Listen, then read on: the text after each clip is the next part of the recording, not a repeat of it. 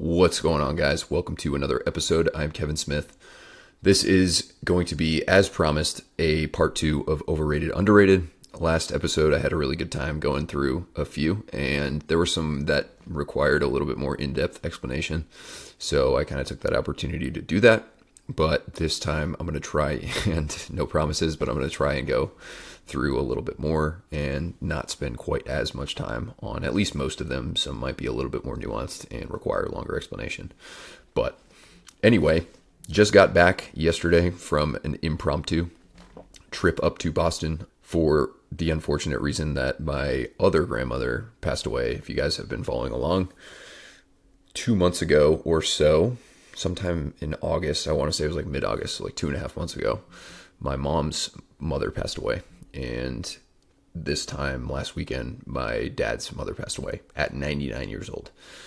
And so although it was an unfortunate reason to go up there, it was nice to see family members and friends, and honestly met a bunch of people that I didn't know, but that knew my grandmother. She definitely touched a lot of lives. She was like this absolute specimen of a human. She would, until she was 95 or 96 maybe, so like 3-4 years ago, she would go to an Alzheimer's home and take care of people that were 15-20 years younger than her. And she would be their caretaker at 94, 95, 96 years old. So, and she would do that voluntary. It was not for money or anything like that.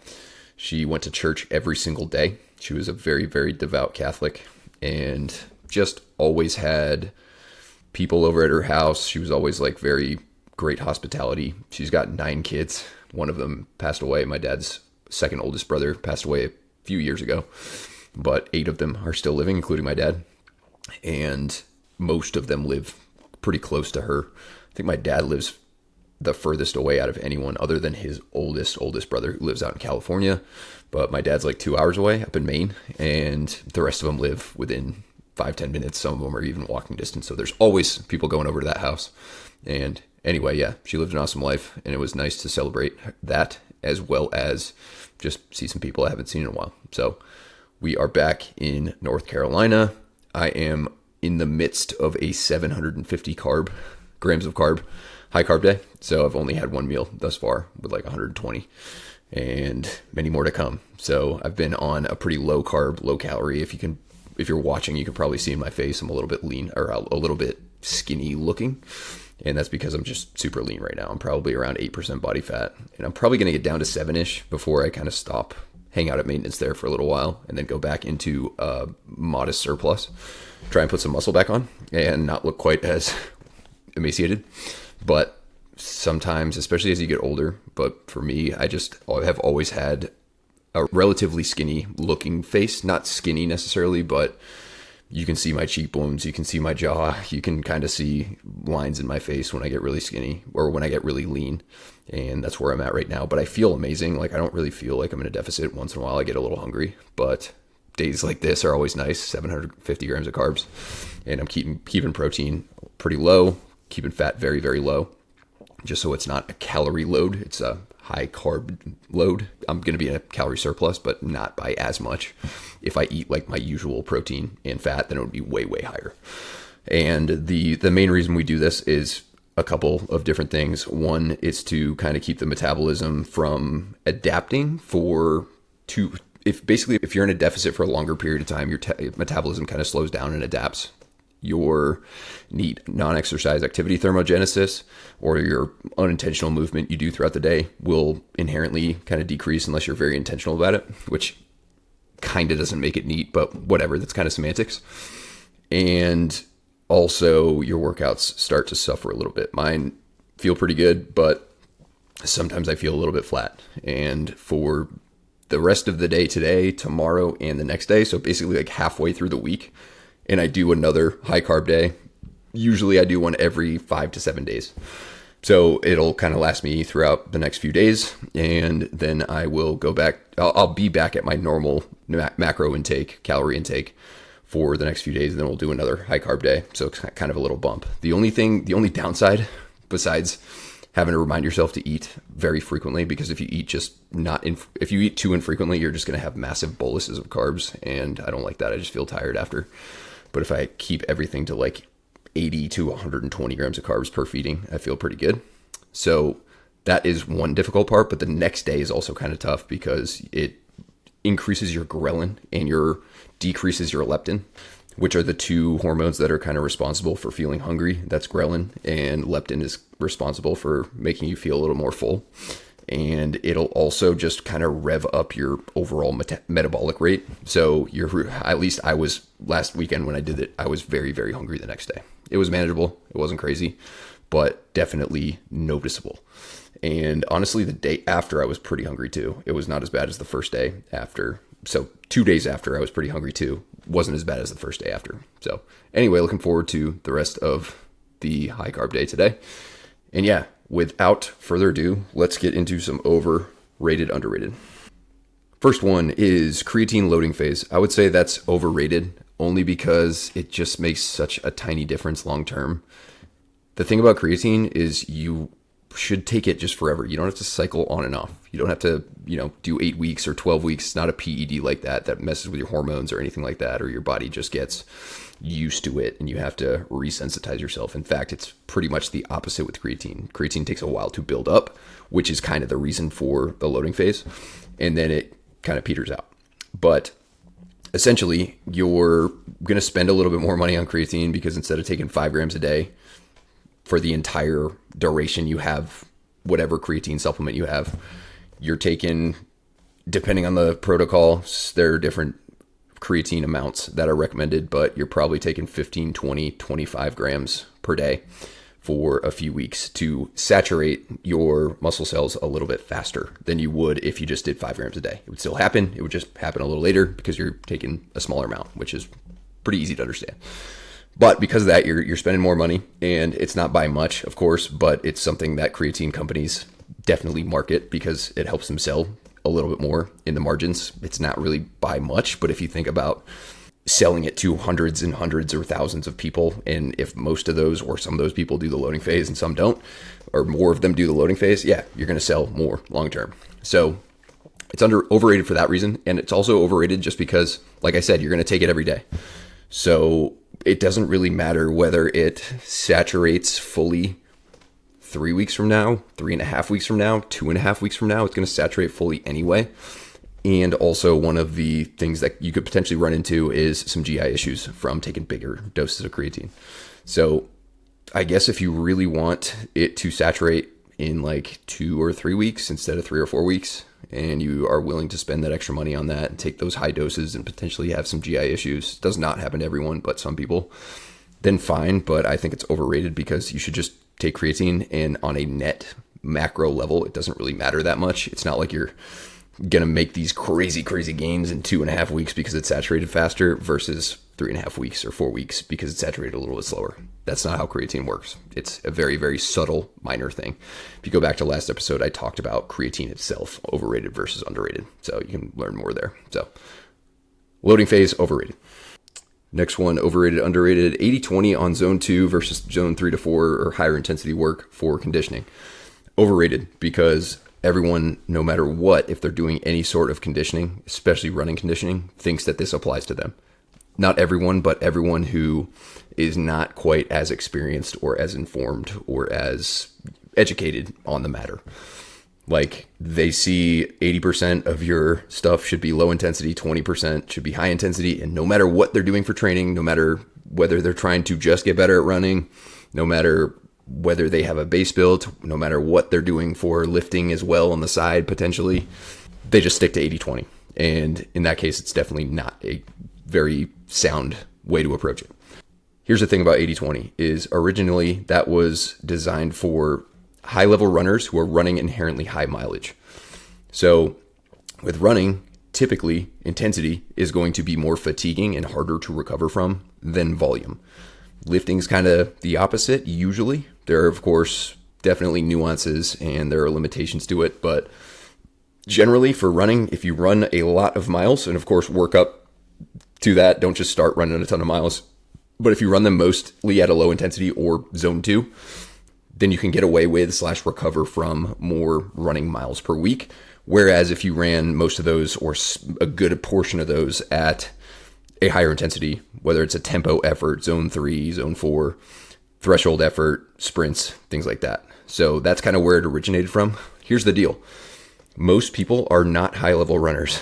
And also, a lot of people who are running these days, especially people who listen to this, probably no one listening to this or very few people listening to this, are just runners. They probably have other goals too, whether it's military selection or military fitness maintenance or just being generally well-rounded, strength, conditioning, mobility, power, and pretty much everything in between.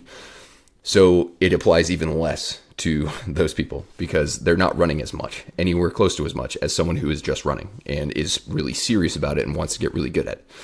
So if someone like that were to split their runs into 80% low intensity, 20% high intensity, oftentimes it would not be enough high intensity stuff to actually make the progress that they're most likely looking to, just because of you're just limited by how much you can adapt in a given amount of time or a given mileage per week, especially if most of it is low intensity.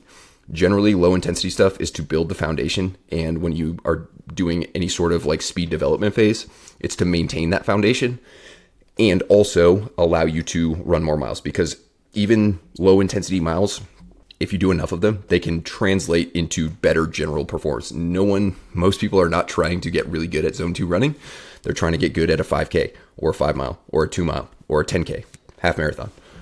The zone 2 allows them to run enough miles to basically fit in all of their intense stuff and also get enough mileage per week to perform really well and be able to last later in those runs and kind of hang on and recover from running, because it's just a high recovery burden type thing because of the impact.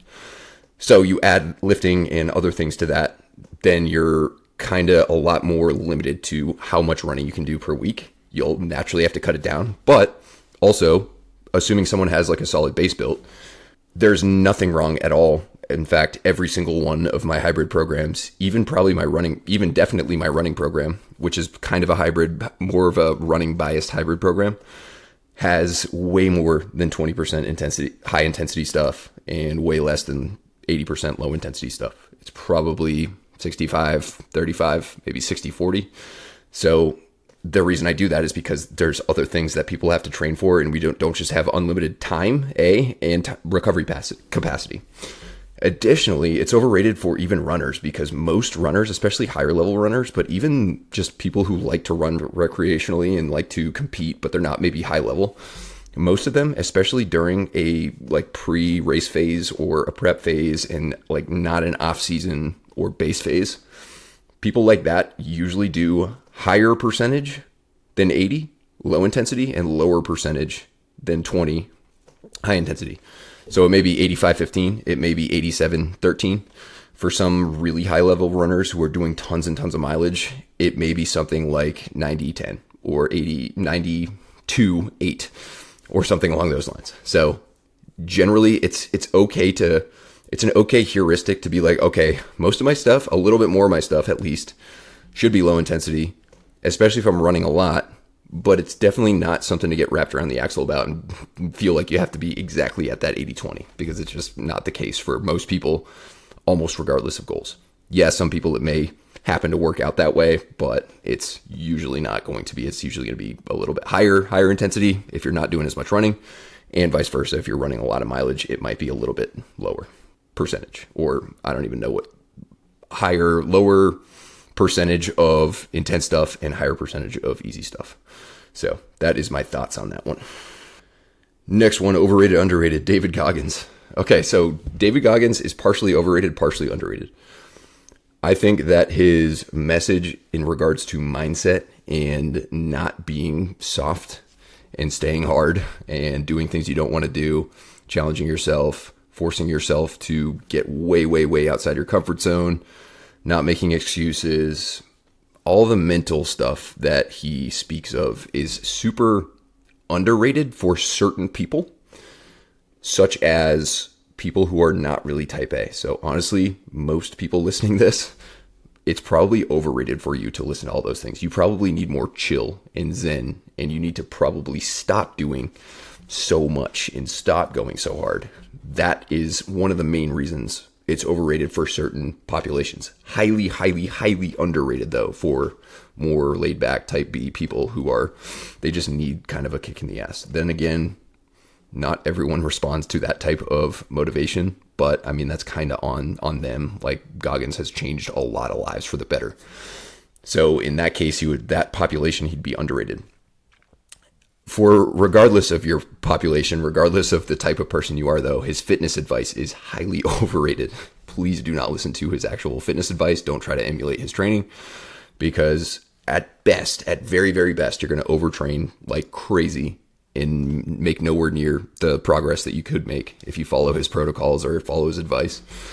At worst, you're just going to hurt yourself. Honestly, you just are. I mean, look at him. He's hurt himself a million times. He continues to go through it, which, I mean, all the power to him. Great if you want to do that. But other people following his stuff are just bound to hurt themselves, and they're not going to really they're not even really going to be able to do all the things that he recommends, like get up, go early, go run long ass distances, go train, don't take no for an answer, don't settle. If you're injured, it's kind of hard to do all that stuff. So I would not take that advice whatsoever, but his mindset advice for certain types of people is great. And I honestly have nothing but respect for him. He has a lot of haters, but you're going to have hate when you're that type of person. Also, you're going to have hate regardless when you put stuff out on the internet. No matter what, people are going to not enjoy what you have to say, especially if it doesn't align with their views or values. And especially if they're the type of person who's really easily offended and looks for things, literally actively sits on the internet and seeks ways to get offended throughout the day and let people know about it. You got to let people know. And you got to let people know why you're offended. So that is my thoughts on Goggins. And I think he's very valuable for some people, but definitely don't listen to his fitness advice. Or if you're prepping for a fight, don't hire him as your coach, because we all saw what happened. I can't remember the guy who hired him. I'm not really super into fighting, but I know this guy was like really well known for his conditioning, especially.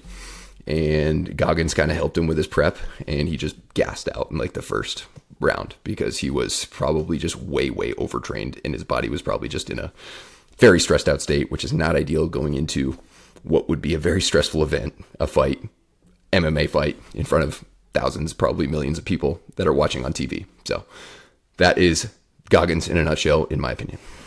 Next one, heavy single leg squats as a primary leg movement. That would be overrated for sure. Single leg movements in general are not overrated. I would say they're kind of properly rated, but having a bilateral squat as your main movement would be ideal. You can just produce so much more force from a bilateral squat than you can with a unilateral squat. It's more stable, and it is more of a compound lift. And depending on what you're doing exactly, if you're doing a barbell squat or a front squat, it's more of a compound lift. It works more musculature than a single leg squat, which is not always a good thing or a bad thing, but it is a thing.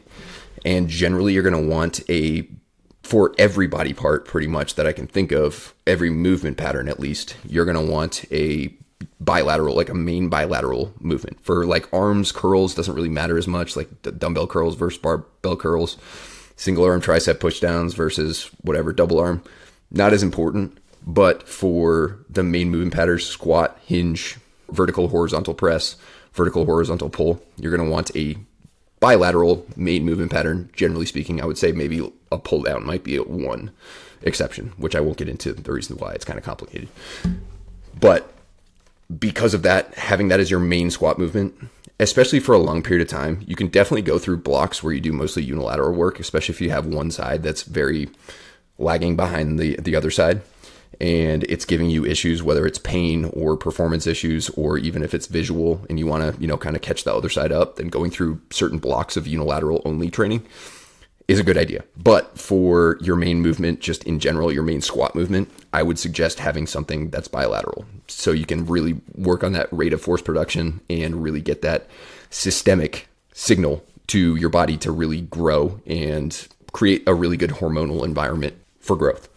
So it does not have to be a barbell squat though. It doesn't have to be a barbell back squat, front squat. It does not even have to be a free weight squat. You can use a machine and be totally fine. So most people, if they search hard enough and if they care and if they put enough time and effort into it, can find a squat that they really, really like, even if it's not a barbell squat, even if it's not a free weight squat. Maybe for you it's a belt squat, or a pendulum squat or a hack squat or a leg press or anything along those lines, that's totally fine. But I highly recommend for your main squat movement, something bilateral, but absolutely consider, I would include almost for everyone, no matter what, at least one unilateral squat per leg day. Or, if you're doing 2 leg days throughout the week, maybe one of those has unilateral or 2. And then unilateral hinges are also great. They're definitely not quite as effective as unilateral squats just because of the balance component and the lack of exercise selection, but they are also very beneficial, but not quite as beneficial as having a main squat, bilateral, and then throw in unilateral squat or multiple squats in as your kind of assistance lifts. Next one is going to be barefoot shoes. I would say barefoot shoes this is a little bit biased because I love barefoot shoes, but I would say they're underrated overall. In the barefoot shoe, niche community where everyone is just a minimalist across the board, probably not just with their shoes, but those type of people that are just minimalists in general. In that case, they're probably properly rated or maybe overrated, a little bit excessive, but in general, they are definitely underrated. Way more people could benefit from them than people who are benefiting from them. And it's probably because barefoot shoes in general, this is definitely changing now, but barefoot shoes at least used to look pretty goofy, pretty ugly, not great.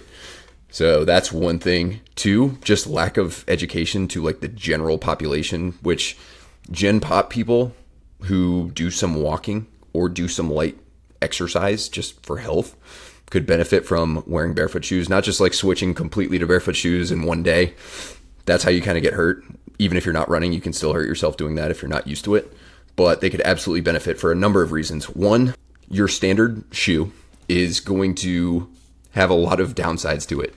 Certain things, yes, like a running or certain sports, you probably want a sport or shoe for that sport.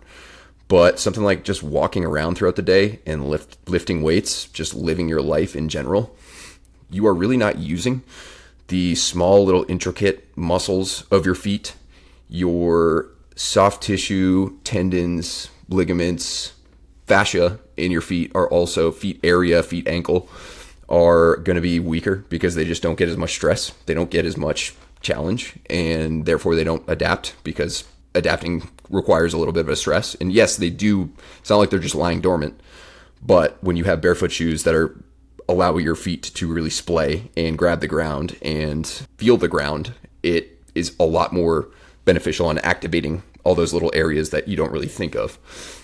Additionally, the shape of your foot will change over time if you just wear standard shoes.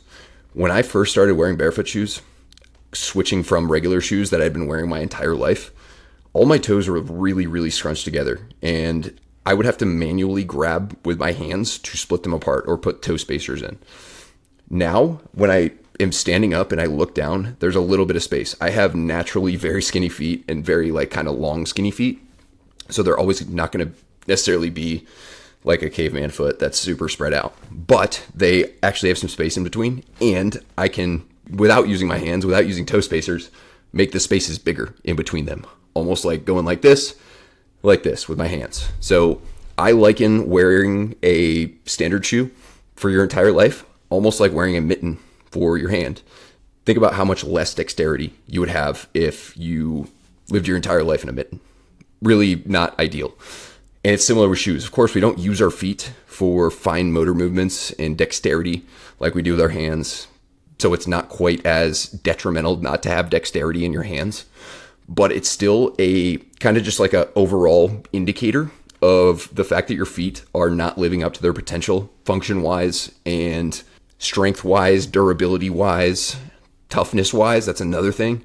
When you first go to barefoot shoes, you're probably going to notice that the bottom of your feet are very, very sensitive, for lack of a better term, aka weak, wimpy, to whatever you step on. I remember going from regular shoes to barefoot shoes, walking on paths behind my house. Most of that path is sand, so it's not bad sand, loose packed, hard packed, but there are some patches of rocks/pebbles that I have to walk over. And the first few times I did it, I'm like, oh my God, this is almost not doable because my feet are just not accustomed to this type of stress. Over time, you start to find that your feet get way, way, way tougher, stronger. You start to feel, at least for me and a lot of people, because your feet are kind of the first part of your kinetic chain that is your connection to the ground.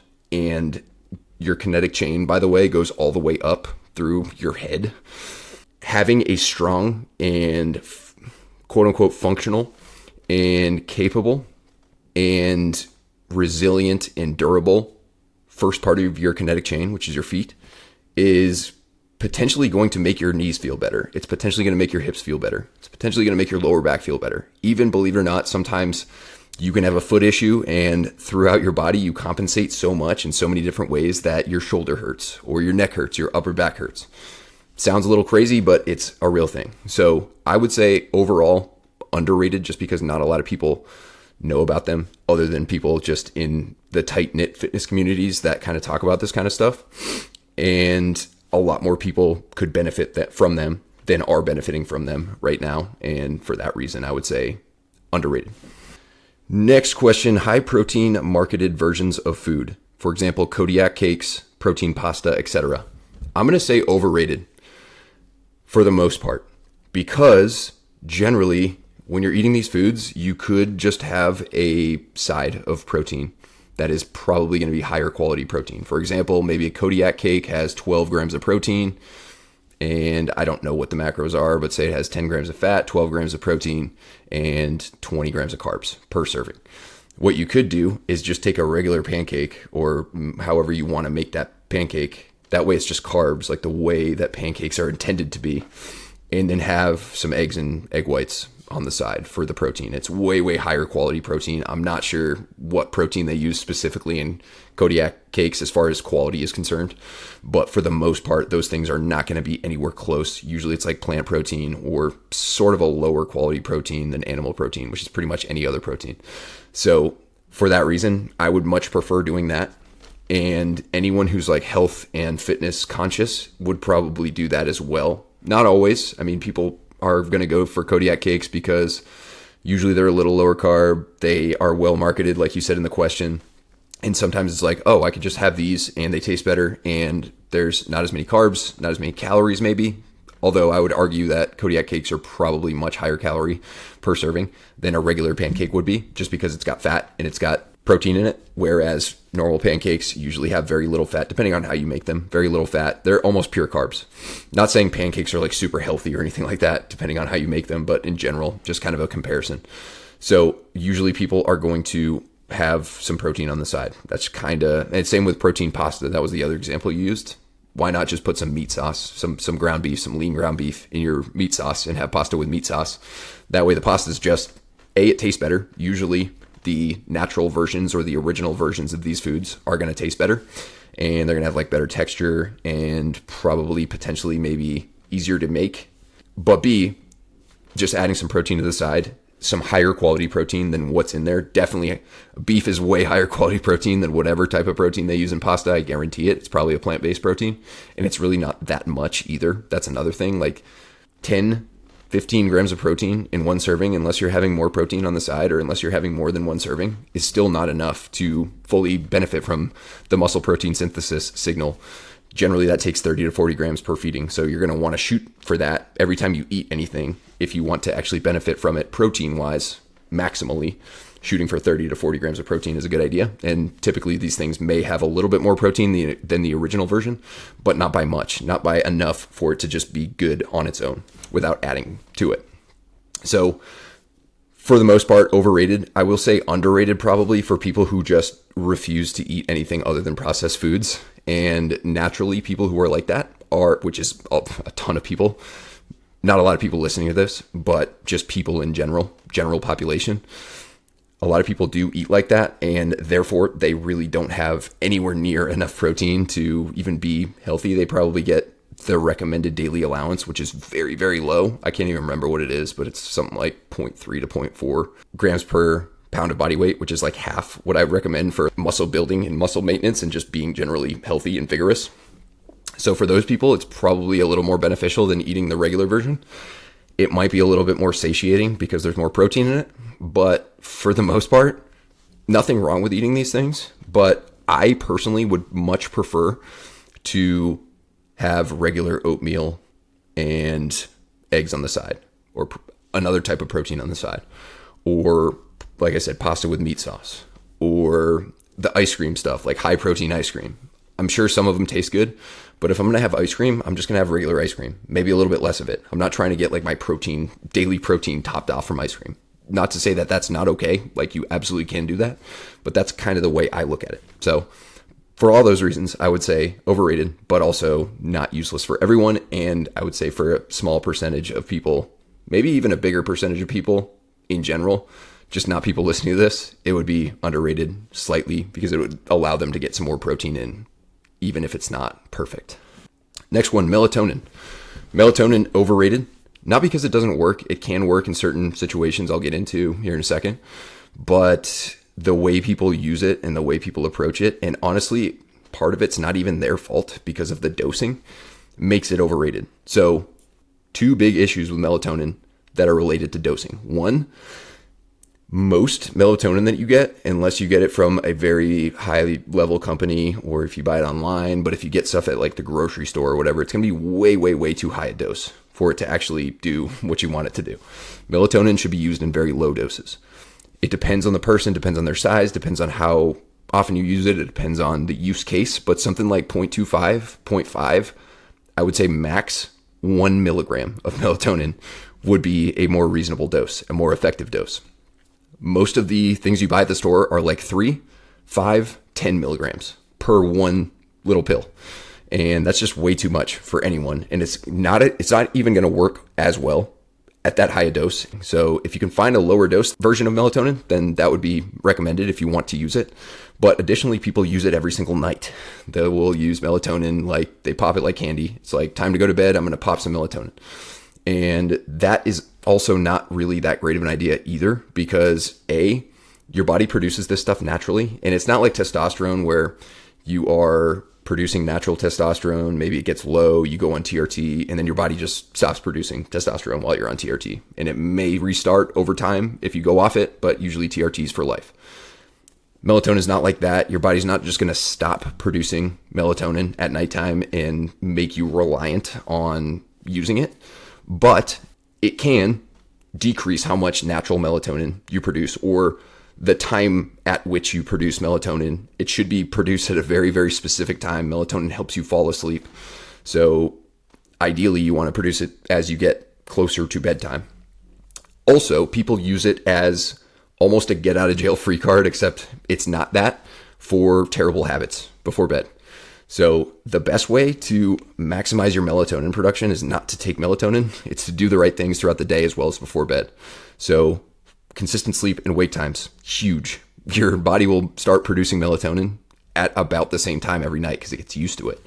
Getting outside in the morning, exposure to sun, sometime after sun comes up, give your body a sleep need, go hard during the day, cognitively, physically, whatever you're doing that day, like actually get fatigued so your body wants to sleep. And that's a less talked about sleep strategy, but it's definitely important. If you just sit around and do nothing all day, you're probably not going to sleep anywhere near as well as you could that night. Being mindful of your caffeine, being mindful of your alcohol, having alcohol too late, too close to bedtime is going to reduce your sleep quality. It's going to mess with your melatonin production, and you may fall asleep quickly, but it's not because you're actually falling into a real sleep. It's kind of a sedation effect from the alcohol. Caffeine, having that too late in the day, that can also kind of throw your sleep off quite significantly. Different for everyone, but generally I recommend at least 8 hours between your last caffeine and before bed. But ideally, really focusing on the last hour before you go to bed is going to be huge for melatonin production. So computers, telephone, TV, anything that has blue light coming off it is going to blunt your melatonin production. Yes, even if you wear blue light blockers. Blue light blockers don't block all the blue light. They're still going to let some in. So yeah, you're probably going to produce some more melatonin, but probably not by much, especially because there's a bunch of other things people do, or a bunch of aspects of these entertainment devices besides blue light that can throw your sleep off. If you watch the news, you're going to be stressed about the news. If you are debating with someone online, you're going to be thinking about that. You're going to be a little bit stressed out. Even if you don't feel it, your stress hormones are going to kick up. And cortisol, the main stress hormone, competes with melatonin. You want cortisol to be very low at nighttime. You want cortisol or melatonin to be at the right levels, not very high, but at the right levels. Just like every other hormone has a Goldilocks effect. Too low is not good, too high is not good. But to go back to the evening activities, if you're looking at social media, you are getting all these little dopamine hits, and that is going to increase your stress hormones as well and make it harder for you to fall asleep because your body's just not going to produce the right amount of melatonin at the right times in the right quantities, and you're going to struggle with it. So that is one major reason that it's overrated. Additionally, going back to dosing, there was one study where they took a bunch of popular melatonin brands and actually tested it to see how much melatonin was in each serving. And some of them were something like 100 times more melatonin than is ideal. So if you are someone who takes, say, 5 milligrams of melatonin per night, and you happen to have one of those brands that is potentially 100 times higher than what you think you're taking 500 milligrams of melatonin. And melatonin does have a relatively quick half-life, depending on if you're using the immediate release or more extended release. But 500 every single night, it's probably going to be always in your system. You're probably always going to feel drowsy. That's just, of course, one example, but there were a bunch of misdosed melatonin brands that are very, very popular that a lot of people use. And this study does not get brought up. Honestly, I don't exactly know when it was or who did it. It's been a while since I've actually seen it, but it does not really get brought up all that much. I can try and find it and put it in the show notes after this if you guys are interested in looking at it. But it's definitely not just unique to melatonin. There's a lot of supplements that Pixie does things, or usually they put less than what is on the actual supplement facts or the ingredients list, because it's cheaper that way. But sometimes they accidentally or they just negligibly put way more than is necessary. Or some of the pills may have the right amount, some of the pills may have more, some of them less. So you just are kind of throwing your body for a loop. So all that being said, yes, overrated for those reasons. But all that being said, melatonin can be very beneficial when used in the right dose at the right time. So melatonin is great for changing time zones, getting your body used to a new time zone. You take melatonin at the time that you need to go to bed. If it's way off from what your normal time is, and your body's not going to naturally, your pineal gland, which is the part of your brain that produces melatonin, is not going to produce it at that time because you're not used to going to bed at that time. If you take it, you're going to get a little bit of a bump, a little bit of a boost. It's going to help you fall asleep for the first few nights. So is it going to be a major thing? Most likely not, but it can definitely help. That would be the main use case I would recommend for it. Or a periodic use when you just really need to dial back and go to sleep. Or say maybe one night you are going to bed a couple hours earlier than you usually do just because you have to maybe get up super early. That can be a solid use case for it.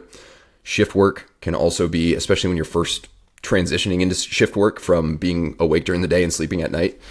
Once that becomes the opposite, then using melatonin for a little while to get your body used to the new schedule can help. But just popping it like candy, popping super high doses, or thinking that it's like this necessary thing that you always have to have in order to sleep. And that's another thing, like the psychological dependence. It's not addictive, but a lot of people are psychologically dependent on it, such that if they go a night without having access to their melatonin, they're just going to psych themselves out and not sleep well.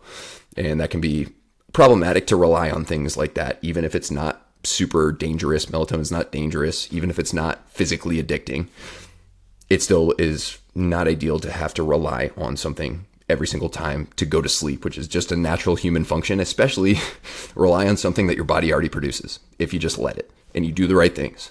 Also using it, that reminds me, using it for that free pass from doing all the things you're not supposed to be doing before bed is another contributor to the fact it's overrated. So melatonin, overrated.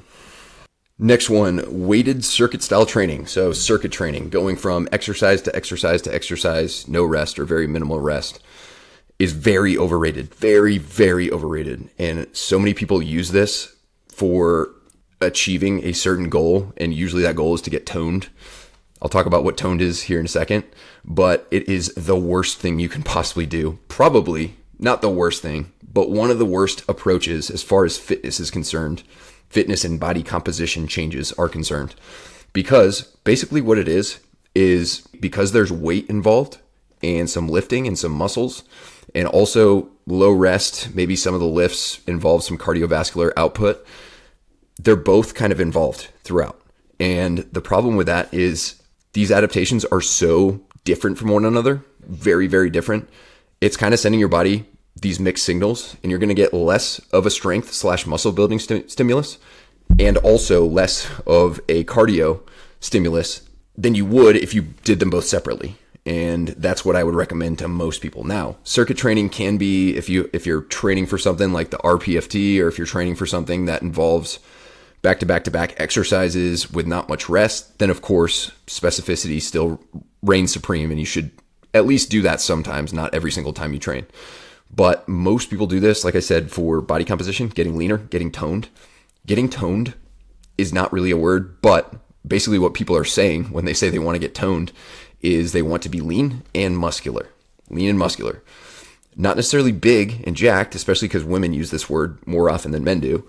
They don't want to get big and jacked. Typically, they do this so that they can build long and lean and slender muscles. That's not how the human body works. You can't just lengthen your muscles. You are born a certain way. You can make them bigger, you can make them smaller, but you can't lengthen them. You can't change where they insert and originate in certain joints from training, let alone anything else. So typically people will use it for that reason. If they wanted to get actually toned, aka lean and muscular, they would be so much better off either just lifting and just staying active throughout the day. You don't even have to do cardio. Number one is to make sure that you are in a calorie deficit in order to get there, not necessarily maintain there. You can be at maintenance, but in order to get there, of course, you have to be in a calorie deficit. But lifting weights is going to provide the muscle aspect of the toned look. And eating the right amount of calories, the right amount of protein, and the right amount of the other macros for your goals, your size, and your situation is going to take care of the lean part. Cardio is very healthy. I would not recommend anyone just not do cardio no matter what. I think cardio can benefit pretty much anyone, but doing cardio for that reason, getting leaner, is something that works for a little while, for a short period of time. If you're about to step on a bodybuilding stage, or if you're about to go on this trip, or if you're about to do a photo shoot, you want to be super peeled, to the bone, doing cardio for a few weeks leading into that, in combination, of course, with a calorie deficit, can help augment the fat loss just a little bit more. But using it, relying on it to get lean long term, your body just adapts to that over time, and you're going to burn fewer and fewer calories. It's going to stress you out more and more and more. You're going to have to eat less and less and less. It is not a good place to be. So in this case, the person would be better off doing maybe a little bit of cardio, an hour a week, maybe 2 hours a week, split into 3-4 sessions, mostly low intensity, if not all low intensity for some people, and lifting weights and just watching their diet. Then they would be trying to just blend it all together and feel like they're doing the best of both worlds. Honestly, you're just getting the subpar stimulus of both worlds. It's not exactly doing what you think it's doing. Most people who do a bunch of circuit training don't really end up looking all that different. Of course, if you do a bunch of circuit training and you clean up your nutrition, you will get leaner. You probably will you'll definitely maintain more muscle that way than you will just doing cardio, but you still will lose some strength and muscle just because it's not enough of a stimulus. You're not actually training anywhere near failure, and therefore you're not getting much mechanical tension, and you are not resting anywhere near long enough, because you just have to, if you aren't resting between sets, a bunch of different exercises, you can't kind of by definition go hard on those sets. And in this case, since it's a bunch and it's a longer duration, think of like an F45 style class, you have to pace yourself even more in order to be able to hang on and do it the entire time. So that means you have to go even less intense every time you do a lift or an exercise. So very, very overrated. And I would say for the most part, unless of course, like I said, you're training for something that involves something similar to circuit training, most people shouldn't even do it at all. It's a waste of time for a lot of people. Or I would say you could consider like strongman work, carries, drags, pulls, and things like that to be more of a circuit. That is another exception, especially for guys prepping for selection. But I just like strongman workouts in general. Makes you just a more capable human being. But that's like once a week, maybe, for some people, depending on their goals. It's not just going to the gym every time and doing circuit training. You probably feel like it did a lot more than it did. And that's kind of the something that makes it even a little bit more in the overrated camp, because people feel really tired, really accomplished. They might feel really sore and they might sweat a lot, which gives you the illusion that you're doing something really, really good. And believe me, this is better than sitting on the couch and doing nothing and not training at all, or just being very, very inactive. But it is nowhere near. You're putting in way, way, way more work by circuit training than you otherwise could by watching your nutrition, lifting weights properly, close to failure, resting between sets, compound lifts, main muscle groups, main movement patterns, and being generally active, maybe doing a little bit of cardio. You're going to look way better. You're going to look way more toned, and you're going to feel way better. You're going to be healthier, and it's also going to be way less grueling to do it that way. Even if it seems like it's less grueling and it's therefore not working as well, it actually is going to work better. So this probably doesn't apply to a ton of people listening to this, but if your wife or if someone you know is trying to get lean or toned or whatever they want to call it, definitely play them this clip. And you don't have to take my word for it, but you can look online, you can ask ChatGPT, and I'm sure that they will say something similar. But yeah, in general, overrated. Next one, energy gels. So what he's probably referring to is runner gels. So little packets of carbohydrates that you consume during your run. And I would say, unless we're talking about the running community, in which case they're probably overrated, but in general, probably most people listening to this, as well as people who like to run, but they're not super duper fanatic about it, but maybe they have to do it for their job. Underrated, very, very underrated. Not necessarily the energy gels themselves. It does not have to be a gel. It could be a gummy. It could be liquid carbohydrates. It could be freaking candy.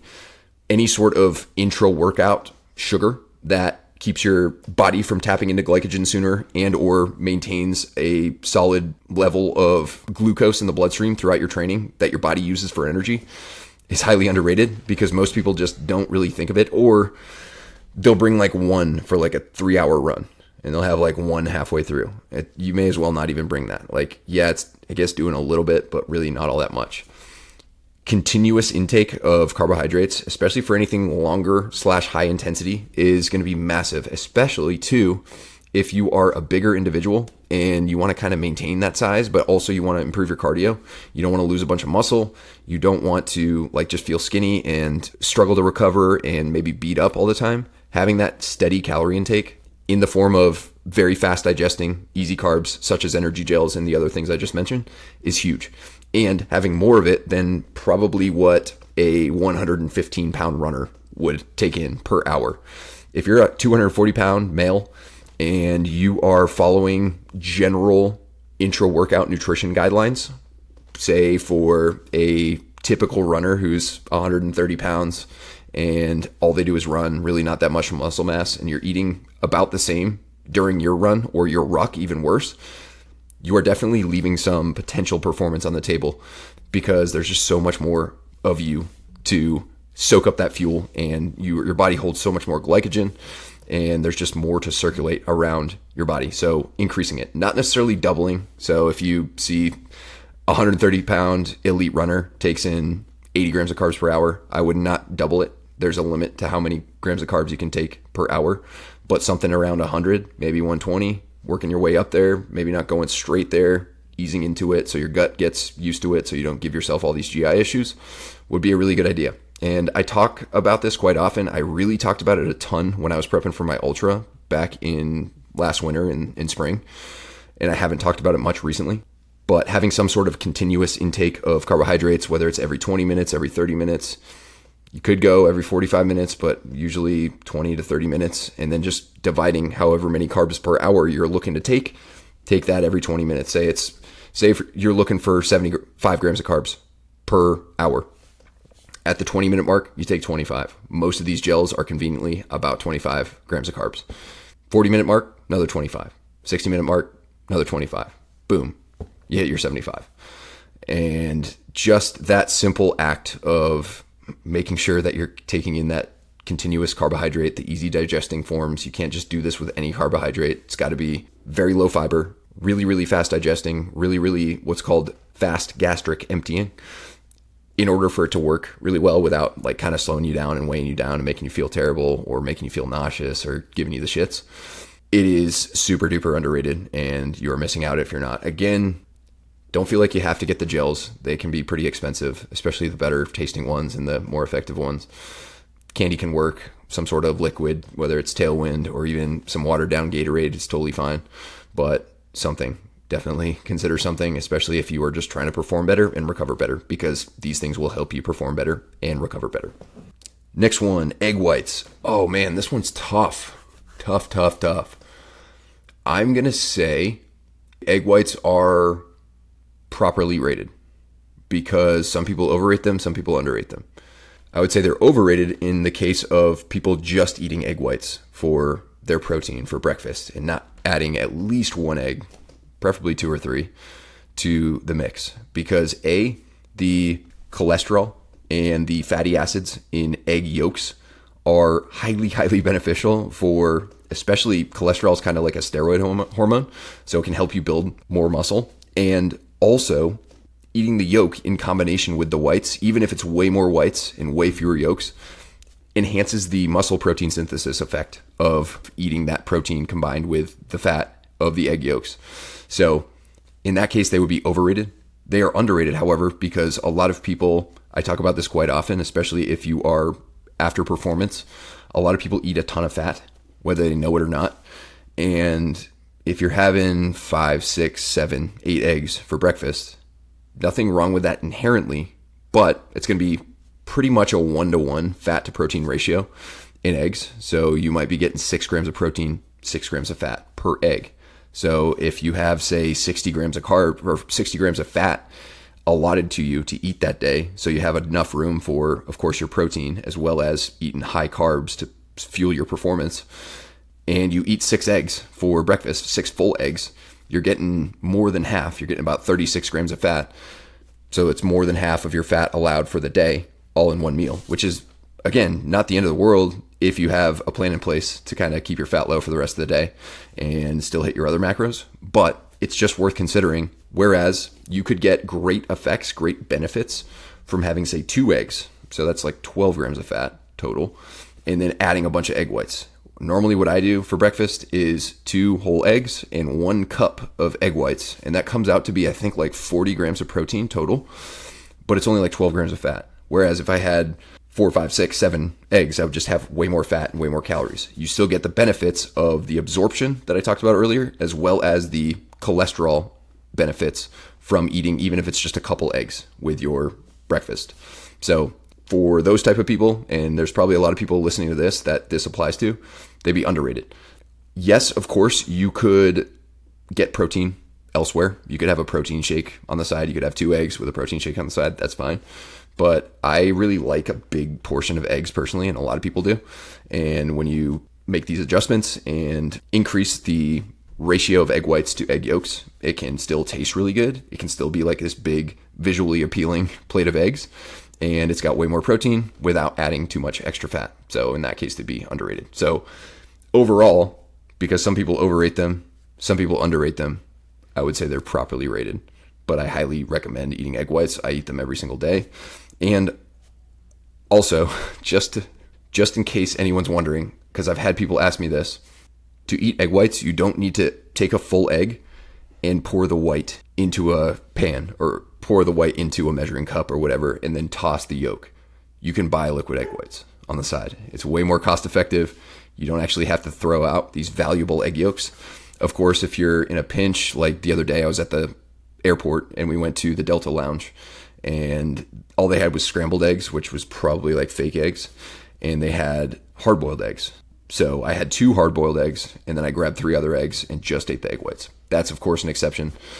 If I were eating my own eggs, I wouldn't do that, but just to give you a little bit of an example. So overrated plus underrated equals properly rated.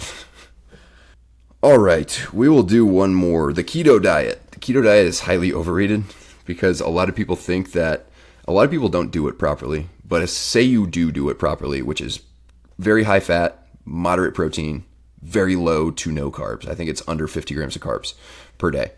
And a lot of people will do really, really high protein, a little bit less fat, and really low carbs, and it's not quite the same. You don't get the same ketosis effects or ketosis benefits that you would from actual keto, and you could be potentially missing out on some valuable micronutrients depending on what you're choosing.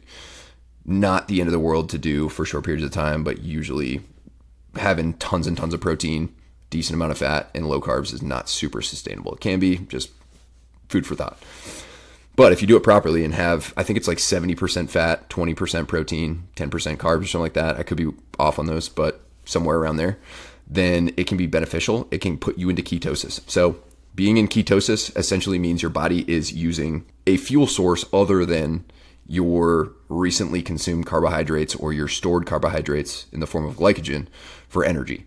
So it is a very smooth and a very, I would say, steady. So it doesn't go up and down like it can sometimes when you are eating a lot of carbohydrates, energy source.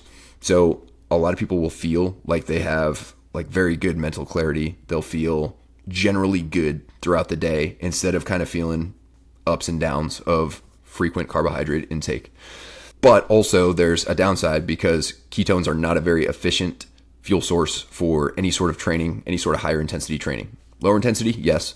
Higher intensity stuff, not necessarily. Generally, you're going to want stored glycogen from carbohydrates, just your macro carbohydrate intake, and you're going to want circulating glucose as well. That's going to give you more immediate energy, and it's going to work way better for anything intense. But you can also consider, and some people do this, they'll eat keto parts of the year, and they will time higher carb days or higher carb parts of a day around their bigger training sessions as well as around their races.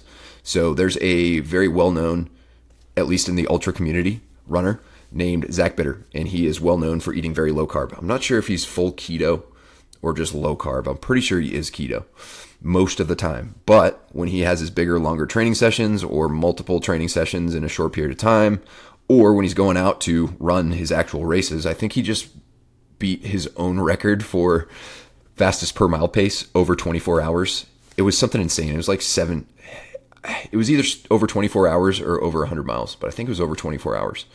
It was something like 7:15 per mile, which is absolutely insane. But anyway, he will strategically consume carbs, high carbs on those days. So his body's like really, really receptive to those high carb intakes. However, he's more of a unique case. He's more of an exception than the rule. He is definitely an exception, not the rule. Most people and most high-level athletes, most people listening to this, most people who are training for multiple different things, and I would say almost everyone, unless of course you have some sort of autoimmune issue that restricts you from eating too many carbs. Most people listening to this that are into well-rounded fitness, hybrid fitness, tactical fitness, whatever you want to call it, selection prep, would benefit from eating a lot more carbs and not being in ketosis. The thing about keto is it originated as a treatment for epilepsy or a way to manage epilepsy. So when you're running on ketones, you're less likely to have seizures. And absolutely that is the case. If I had epilepsy or if someone had epilepsy, they'd probably benefit from a keto style diet. But for other people who don't have those issues and also have interest in maximizing their potential muscle gain, maximizing their potential athletic performance, looking better, honestly, you're going to just look better when you have carbohydrates, when you have muscle glycogen. When you're on keto, you're kind of just going to be flat. And yeah, I mean, for some people, if it helps them lose weight, if you're like really overweight, you go into keto and you lose weight, then it's very good for you. That's awesome. It's not the only way you could have lost weight, but it's absolutely fine if you like it. But if you are already lean and or maybe you want to get a little more jacked, or maybe you want to lift and gain strength as well as improve your running at the same time or rucking at the same time, in almost every case, again, aside from the potential autoimmune issue, you're going to be better off eating plenty of carbohydrates. Honestly, like really prioritizing carbohydrates. That doesn't mean eat no fat. It just means limit your fat so you can fit more carbohydrates into your diet.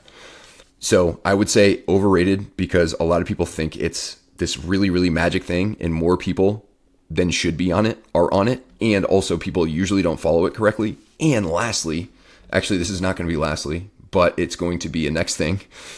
Generally speaking, there's nothing wrong with trying diets out to see if you like them.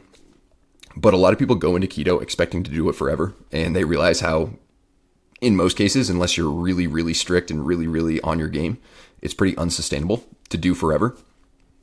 Oftentimes, when people get back into eating carbs, the floodgates open and they just go to town on whatever carbs they possibly can find, whatever they've been thinking about for months, however long they've been doing keto, and just looking forward to eating carbs again, which honestly is not really the right way to approach it. You're supposed to just stay on keto or reintroduce carbs very, very minor and subtly and gradually.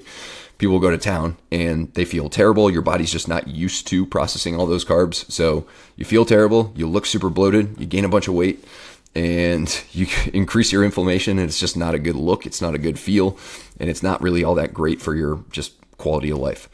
So that's not to say that you need to follow keto forever. You can absolutely slowly and intentionally increase your carbohydrate intake after being on keto for a while. But a lot of people don't do that. And additionally, once those floodgates open, oftentimes it's open for several days, maybe a week, maybe longer than a week. Really, really hard to stop eating carbohydrates once you go really high on carbs. I was talking about a little life update at the beginning about how after my high carb days, I'm just super hungry. That absolutely can happen too when you go from keto to just smashing a bunch of carbs. So additionally, the last thing before we end this episode, a lot of people will approach keto in a way that I was kind of talking about earlier with the Kodiak cakes and the protein pasta. They will go for keto processed foods, but oftentimes it's super duper high in fat because it's keto. Keto's supposed to be high in fat, but they will go eat more calories from a pint of keto ice cream than they would from a Ben & Jerry's just because it says keto on it. And yes, not everything is about calories, but when people approach keto, especially less informed people, especially dabblers who are just trying it out, they oftentimes don't understand that you still have to be in a calorie deficit in order to lose weight. So just switching to eating a ton of fat and a little bit of protein without watching your calorie intake is not enough. Like you actually, if you want to lose weight and or maintain your weight, you have to be in a calorie deficit / maintenance to maintain it. Even if you're on keto, even if you're fasting, even if you're on whatever diet you can possibly think of, a calorie deficit is necessary. So for all of those reasons, and probably some more I'm not thinking of right now, I would consider the keto diet overrated.